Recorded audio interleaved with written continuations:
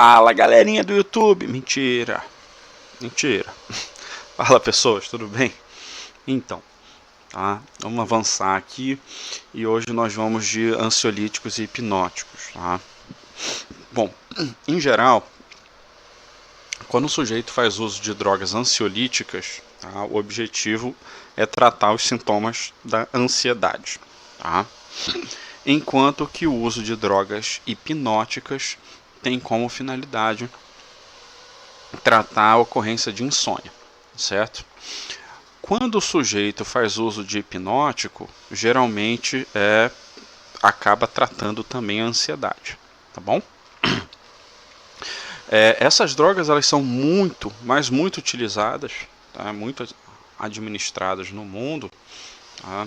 Principalmente os benzodiazepínicos, que a gente vai discutir bastante hoje, tá? Só que elas são drogas que são perigosas, tá? Não efetivamente os benzodiazepínicos, mas os outros exemplos, porque em doses muito elevadas, na ocorrência de superdosagem, pode levar à inconsciência e morte por depressão cardiorrespiratória, tá?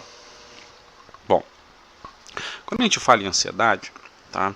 A ansiedade é uma patologia que ela tem, em geral, um agente disparador, certo? Por isso que ela está associada às neuroses, tá? E não às psicoses que têm origem endógena, tá?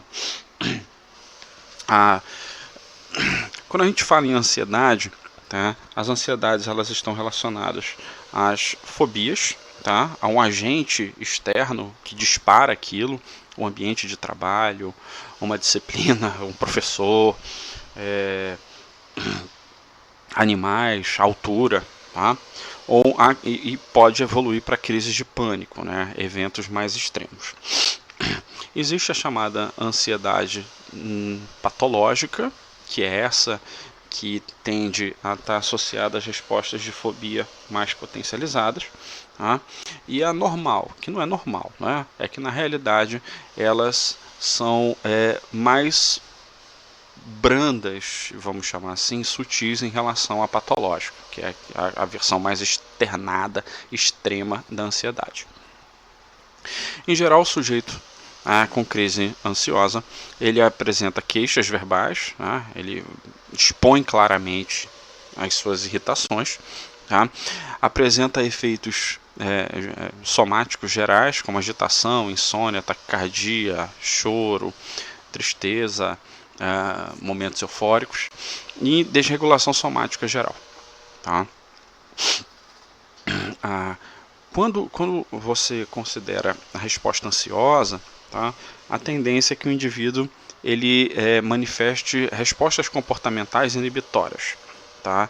Então tem a autopunição, tá? A autopunição, tá? Estímulos novos não são atrativos, não são gratificantes e muitas coisas provocam punição, tá? Segundo o DSM-5, tá? Você teve uma atualização nas descrições dos transtornos de ansiedade, tá?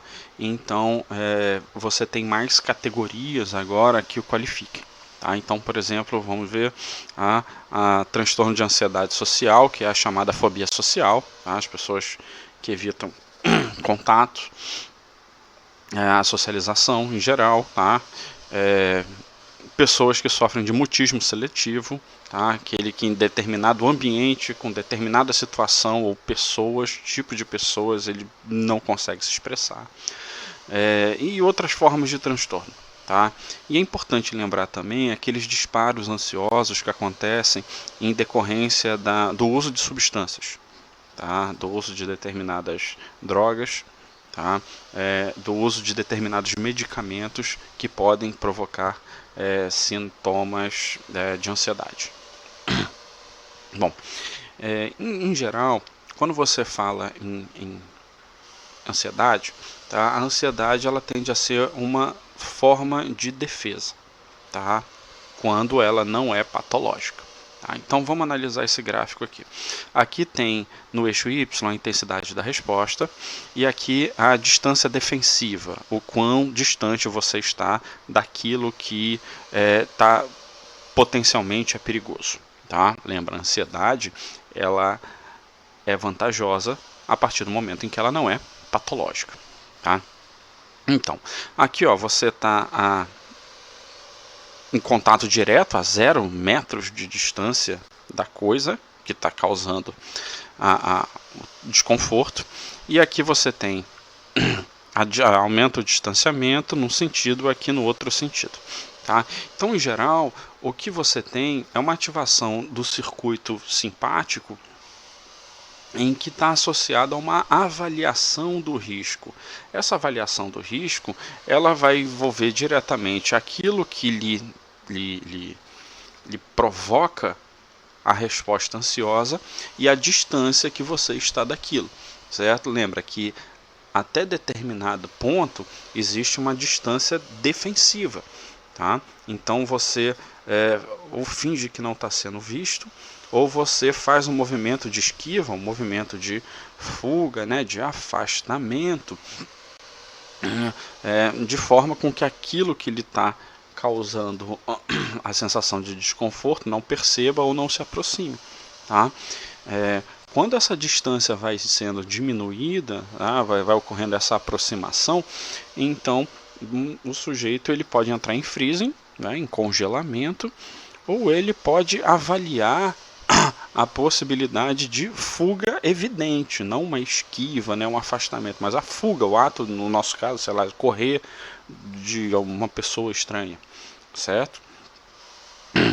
E em casos extremos, você tem um ataque defensivo, que é quando a pessoa luta, certo? Em situações mais extremadas, que é o que a gente faz na avaliação do potencial. Lembra da história lá do quando o gato vê o rato,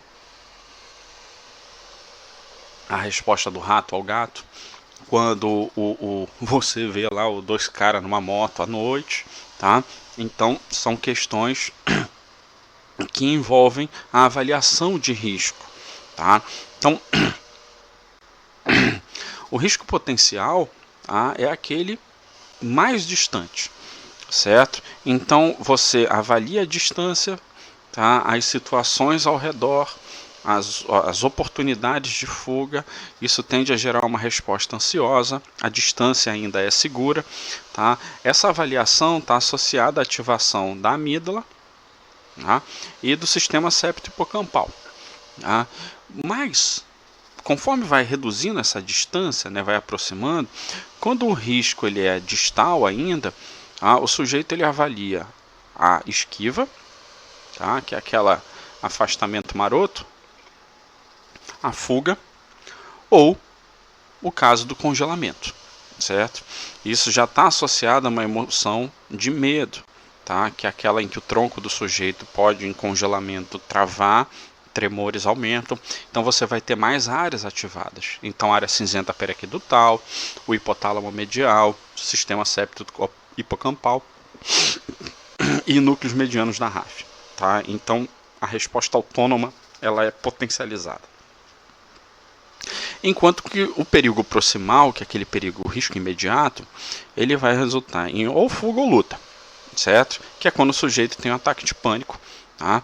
E aí você tem ativação potencializada da área cinzenta, né, da grísea periaquedutal, e aí em geral existem manifestações de um comportamento estereotipado muito agressivo, seja para fugir de maneira barulhenta, ou seja para lutar como mecanismo de defesa. Bom, os estudos de ansiedade, elas são muitos, tá? E eles utilizam principalmente modelos animais, tá? Porque em geral, salvo primatas, tá? Animal não mente. Então, se você souber fazer a leitura do comportamento do animal, você consegue fazer a avaliação do efeito ansiogênico ou do efeito ansiolítico sobre o ambiente. Você tem uma série de aparatos, tá, que foram desenvolvidos, testados e validados, que te permitem fazer essa análise do comportamento ansioso do animal e depois fazer uma análise neuroquímica e ver a comparação das respostas comportamentais com as respostas neurobiológicas. Bom, aqui a gente tem um exemplo lá do campo aberto, tá?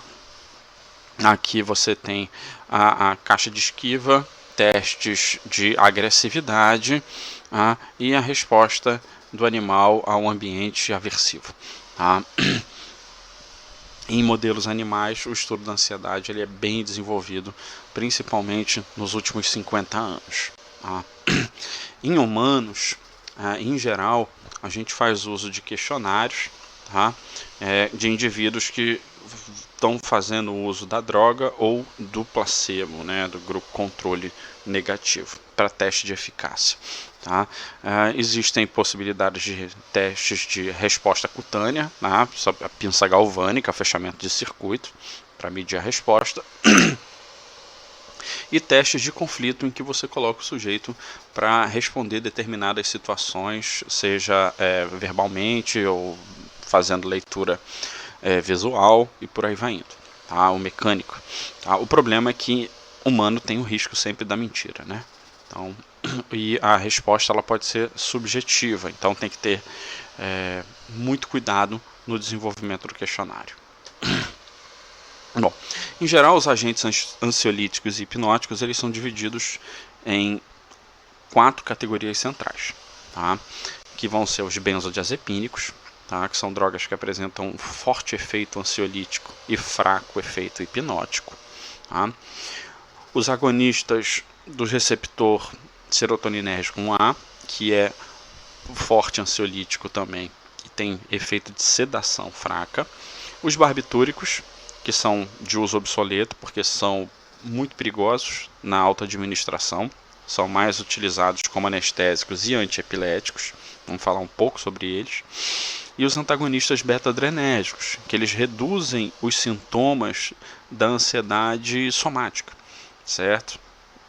Que é aquela ansiedade social, tá? O sujeito que ele vai ter que dar uma palestra para um determinado público e ele não gosta e ele não está confortável com aquilo, então ele soa, ele transpira e a frequência cardíaca vai lá no teto, então toma um antagonista beta, tá? Um beta bloqueador para dar aquela relaxada.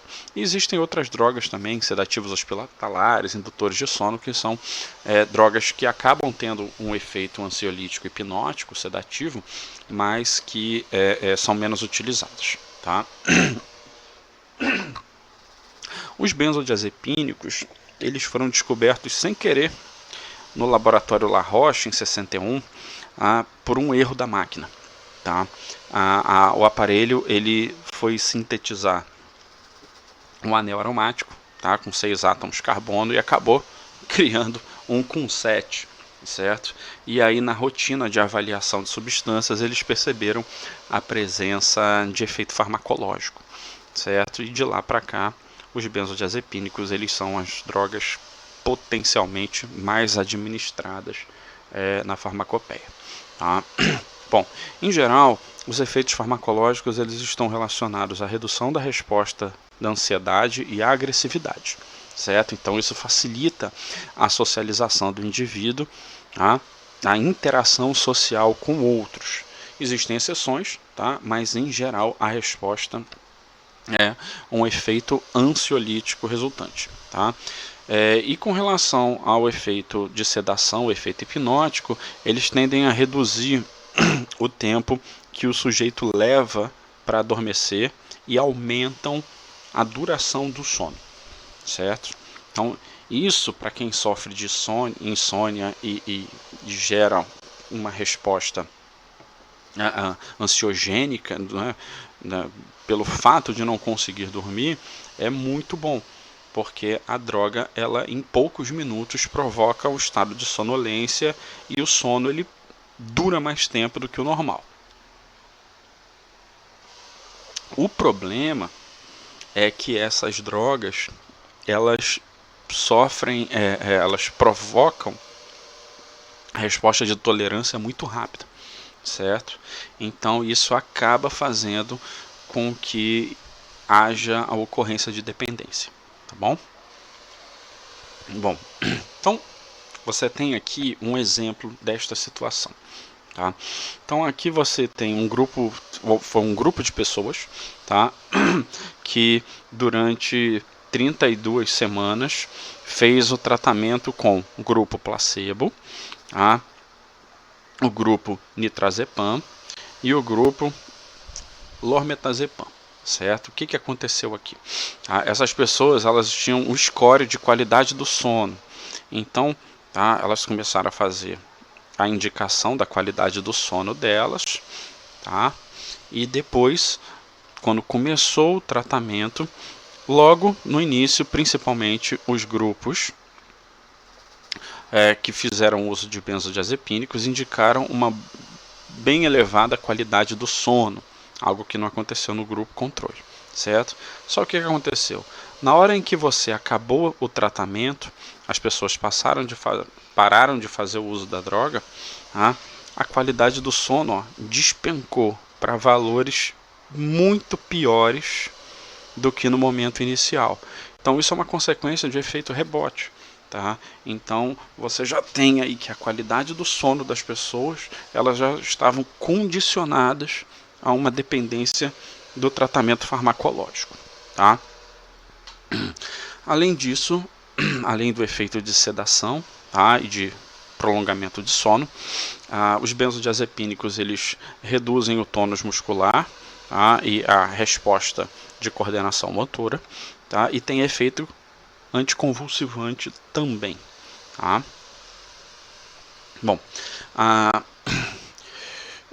durante muito tempo se acreditou que além da ação sobre GABA, que o efeito benzodiazepínico ele também poderia ter um efeito sobre glutamato, inibindo, ou sobre glicina, potencializando.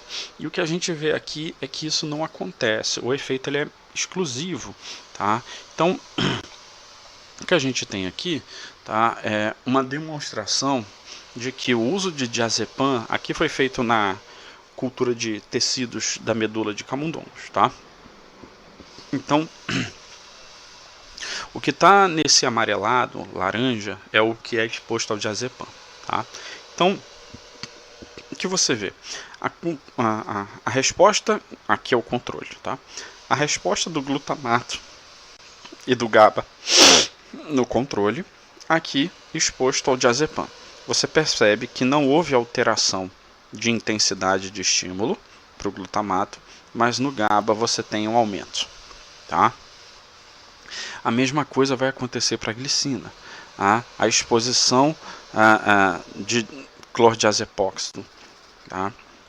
Não intensificou ou alterou a resposta da glicina, mas a resposta GABAérgica ela aumentou também, certo? Então você tem um mecanismo que mostra que há uma exclusividade do efeito do GABA, dos benzodiazepínicos sobre o GABA. Tá? Bom, as substâncias benzodiazepínicas, tá, elas podem ser de dois tipos. Tá? Embora elas tenham o mesmo arranjo de agrupamento químico, elas podem ser antagonistas ou elas podem ser agonistas inversos. Tá? Bom, o que se descobriu? Se descobriu que os benzodiazepínicos, sejam eles agonistas ou agonistas inversos, por exemplo, eles não se ligam ao mesmo sítio que se liga ao GABA no receptor. Eles se ligam a outro ponto, que é o sítio modulador, certo? E aí o que você vê? Você vê que na hora em que, por exemplo, você tem um benzodiazepínico com efeito agonista, na hora em que ele se liga ao sítio modulador, tá, e o GABA se liga ao sítio, como o GABA ele é um canal de cloreto, ele se abre e o efeito do benzodiazepínico potencializa essa resposta. E aí na hora em que eu potencializo a resposta, o efeito inibitório, o hiperpolarizante do acúmulo de cloreto no meio intracelular é mais prolongado, certo? Um agonista inverso, ele também se liga a um sítio, tá? de modulação, que não é o mesmo sítio do GABA, e na hora em que ele se liga, ele mantém o canal fechado por mais tempo e, consequentemente, aqui ele vai impedir o efeito GABAérgico hiperpolarizante. Em geral, os benzodiazepínicos eles provocam, eles possuem ação curta, tá? Eles são rapidamente metabolizados no consumo inicial. Tá? Então aqui a gente tem um exemplo que mostra a administração de diazepam. Tá? O diazepam ele é administrado, tá? E o que a gente vê aqui, ó, é que nas primeiras horas a concentração de diazepam ela vai diminuindo, enquanto que a de nordazepam vai aumentando. Tá? Isso acontece porque o nordazepam ele é um produto do metabolismo de primeira passagem. Tá? Então ele sofre, o diazepam ele sofre uma desmetilação e gera um produto que é o nordazepam. O nordazepam ele é um produto metabólico que é ativo. Então ele contribui com o efeito de duração. Tá? Então, depois das primeiras 24 horas, tá? Você tem um efeito de manutenção aqui, ó, de equilíbrio. Aqui nesse caso aqui, você tem um sujeito que fez uso de diazepam por 35 dias, 35 micromoles por 15 dias, tá?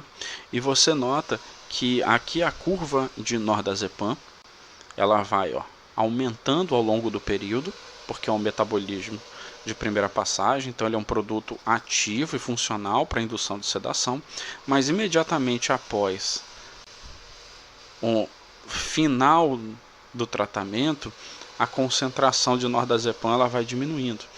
Por isso que você tem o risco de dependência e abstinência e crises de abstinência para sujeitos que fazem uso, como o exemplo que eu mostrei agora há pouco. As pessoas fizeram o tratamento durante 32 semanas e imediatamente depois que foi retirada a droga, elas foram indicando que a qualidade do sono estava pior do que quando elas não fizeram uso de tratamento. Então, o efeito hipnótico, o efeito sedativo da droga, ela vai depender diretamente dos metabólitos ativos. Tá? Alguns desses metabólitos eles podem durar de 60 a 80 horas. Tá? E, consequentemente, isso acaba contribuindo para a potencialização do efeito ansiolítico, tá? Em casos em que você precisa do tratamento para ansiedade. Tá? Um exemplo de substância de efeito completamente inverso é o flumazenil. Tá? O flumazenil ele é um antagonista benzodiazepínico, tá? E consequentemente ele, como é um antagonista, o efeito dele é um efeito ansiogênico. Tá?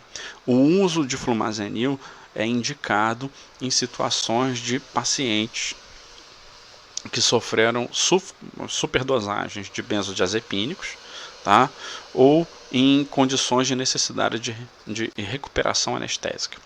Tá? Por quê? Porque ele pode provocar convulsão. Tá? A administração dessa substância à revelia, ela tende a fazer um estrago no organismo. Tá? Então, a administração dela é puramente clínica. Dos agonistas dos receptores serotoninérgicos 1A, a buspirona, ela é uma droga bastante conhecida, tá? E ela tem como efeito induzir a supressão da resposta ansiosa. Tá? Aí você fala, então por que o sujeito vai usar a buspirona se ele pode usar benzodiazepínico e tudo mais? Bom, porque lembra que as drogas elas precisam ser testadas de acordo com o indivíduo. Tá? Alguns sujeitos eles dão certo com determinadas drogas, o tratamento, outros você tem que ajustar a dosagem, trocar a substância e por aí vai indo. Não é comum um sujeito que faz tratamento psiquiátrico, ele acertar logo na primeira droga. Então, você pode ter que ajustar a dosagem, você pode ter que ajustar a substância, o fármaco. Tá? A buspirona, ela não tem efeito sobre a motricidade do indivíduo ou sobre a sedação e a sonolência. Então, para o sujeito que sofre de insônia, de repente você vai ter que usar um benzodiazepínico, certo? Tá? Só que uma das vantagens aqui da buspirona é que ela não tem o poder de tolerância e dependência, né, e abstinência que é mais comum de você encontrar nos benzodiazepínicos. Tá? E os barbitúricos eram as drogas ansiolíticas e hipnóticas de referência até meados da década de 70, tá? E depois com a popularização dos benzodiazepínicos, elas foram substituídas. Por quê? Porque barbitúrico é depressor do sistema nervoso central, certo? A superdosagem, a administração inadequada, ela pode provocar coma e morte, certo? Que é o estágio 4 lá da anestesia. Tá? Então, essas drogas elas são caracterizadas como sendo indutores do sono. Tá? Então, elas induzem a resposta GABAérgica potencializada, só que elas sofrem tolerância e dependência muito rapidamente. Tá? E nas décadas de 70 e 80, e se você conhecer as pessoas certas, tá, você acaba conseguindo essas drogas com bastante facilidade. Então as pessoas elas ingeriam bebidas alcoólicas, tomavam um monte de medicamentos, e como o barbitúrico provoca dependência e tolerância rapidamente, o sujeito vai só aumentando as concentrações.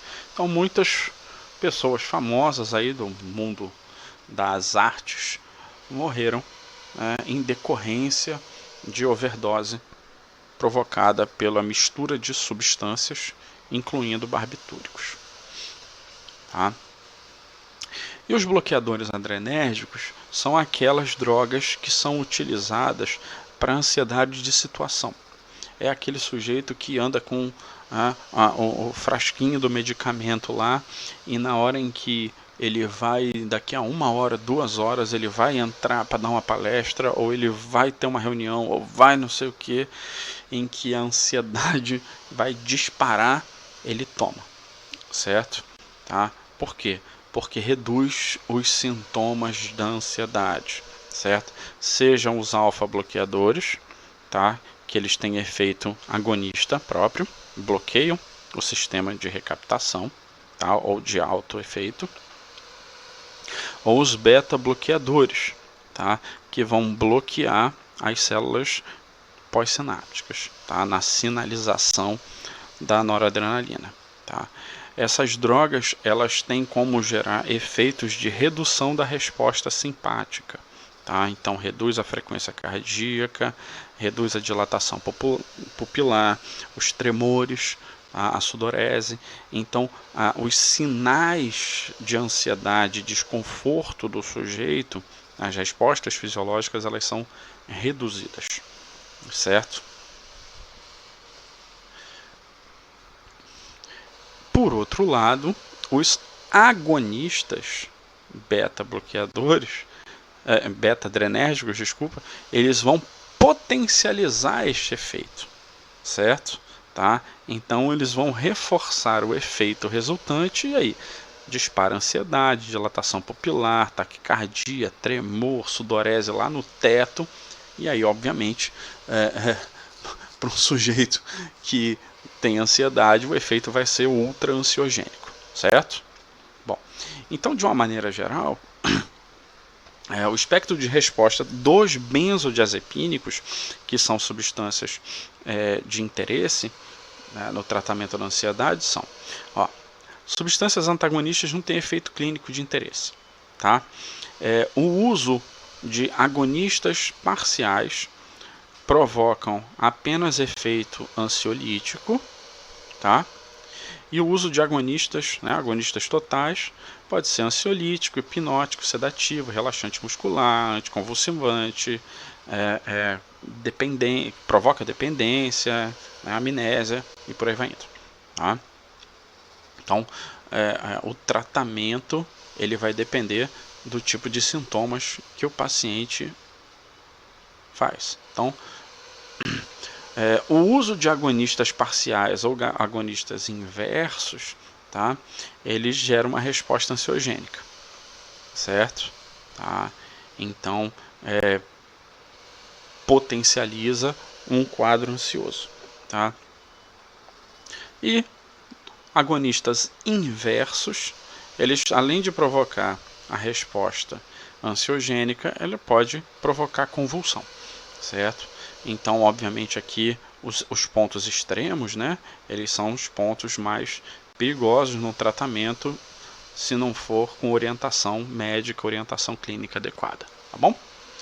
Então, essas foram as nossas exposições com relação aos ansiolíticos e aos hipnóticos, tá? Até a próxima, pessoal. Um abraço.